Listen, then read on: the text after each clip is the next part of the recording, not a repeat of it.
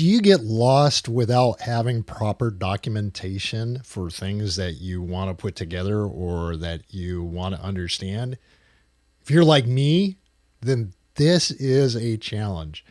So, taking the how-to video that I recently recorded specifically around, looking at code with an AI assistant and having that AI assistant be your mentor, one of the steps that we could take further here is to look at how the code is annotated. So I want to go back to VS Code real quick. Comments in the code, annotations in the code help other developers understand how certain things get built. And sometimes the comments are really solid. Sometimes they're kind of sparse, or they don't have a whole lot of detail or enough detail for another developer to be able to fix something if it ends up being broken in the code. So what I wanted to do is show how using this AI assistant, and by the way, this is my GitHub repository, and we are actually looking at this public repository specifically. You can see here, I've got a certain amount of detail in the repo itself. But one of the things I wanted to do is show you how you might be able to improve the documentation in the code itself so that a professional development team beyond that scale up point, coming off of one of those platforms, may be able to go in and start looking at what's already been built and figuring out how to build it even better.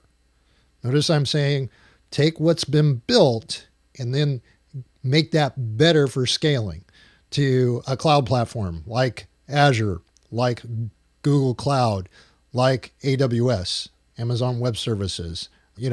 These are the things that can help a dev team be able to really dial in your particular application code and get it to be very high performing. Doesn't mean that there's not going to be defects. It doesn't mean that it at a certain point things aren't going to need to be rewritten, but for the purposes of making your application that has become wildly successful be performant in the environment where you really start to make money, having it on a cloud platform is the way to go. And I'm saying this because I have come to the understanding that developing and deploying applications on cloud is a huge advantage to most startups and small businesses. Now, understand there's a whole cost structure behind that as far as cloud use is concerned. I am not an expert in this area. I do understand that it can get to be very expensive.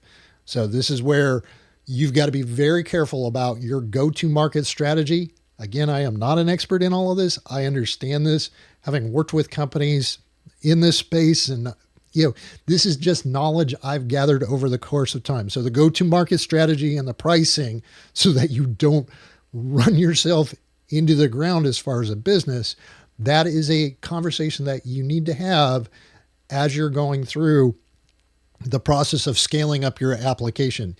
Free is great. Freemium is even better, where you bring people on board with a certain set of capabilities for free initially, but then you start charging them that monthly subscription for the premium features. And we see this all the time with other applications out there.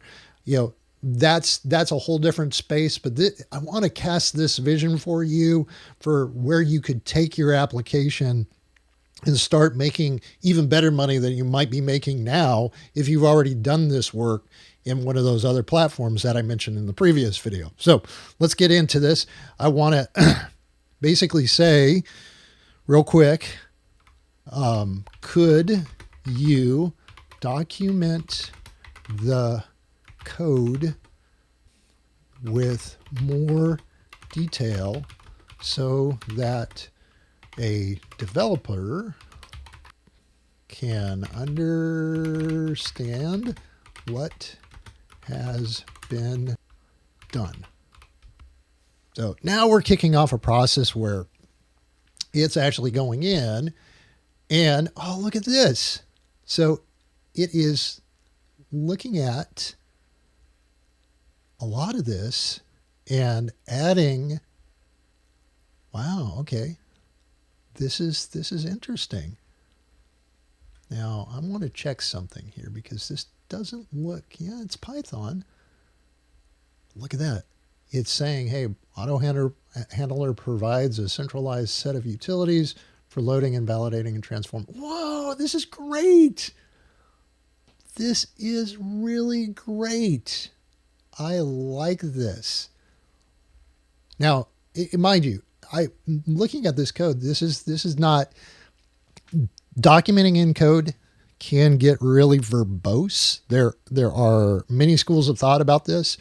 For somebody who is new to software development, having these explanations is probably really helpful, especially if you're a founder and you don't have a software development background, but you've got this wild idea and you built this app and you think it's going to be great in the marketplace and you're testing